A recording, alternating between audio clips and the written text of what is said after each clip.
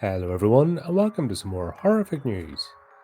Alright, this has been in the zeitgeist discussion for a while, so let's take a look. Get ready for more public domain slashers in 2025. Peter Pan and Steamboat Willie are ready to twist your childhoods by killing pretty much everyone in sight. Yay!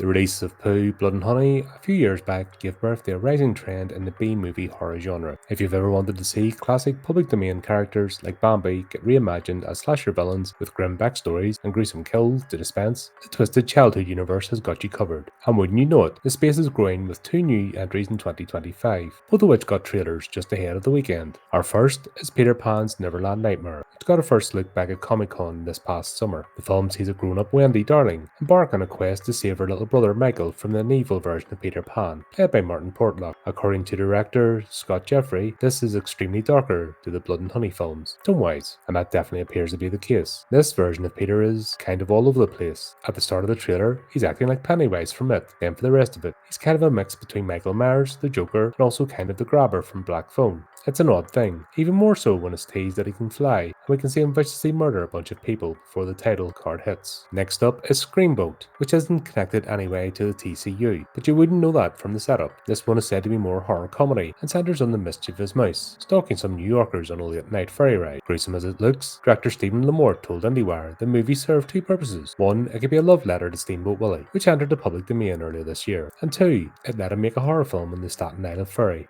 a project he spent years longing to do. I could either make a random movie about the ferry, or I could do Steamboat Willie, he said. Which one do you think people are going to want to go and see? For the practical horror fans, Lamort also talked up the murder mouse as a 100% in-camera practical creature, designed as a puppet and costume by Quantum Creation Effects, a studio that's worked on The Predator, The Mandalorian, and several Marvel movies. Because of the creature size, the creature pulls off some pretty tough but really crazy kills throughout the film. The kills are apparently so gnarly that Lamort felt he'll have to have an awkward conversation with my mother about it after we're done. Screamboat will sail to theaters sometimes in 2025, while Peter Pan's Neverland Nightmare has a slightly more concrete window of earlier in the year. And that is it.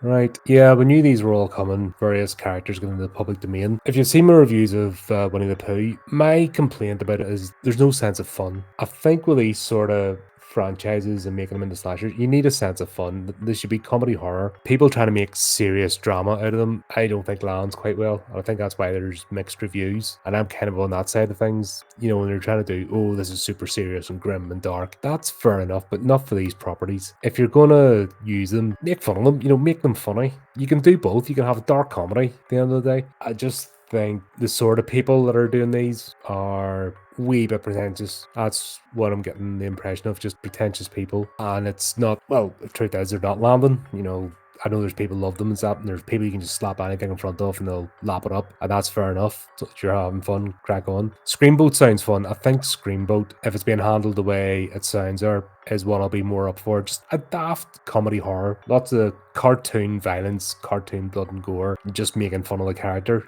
That's what would make me happy. I think a lot of people too. I think when you start to try to tell a serious, dark story about a troubled person, blah, blah, blah, then you lose interest because it doesn't mesh. But anyway, there you go. Let me know what you think. And until next time, keep updated with the channel, do the type of clicky things, and remember to keep it creepy, keep it horrific.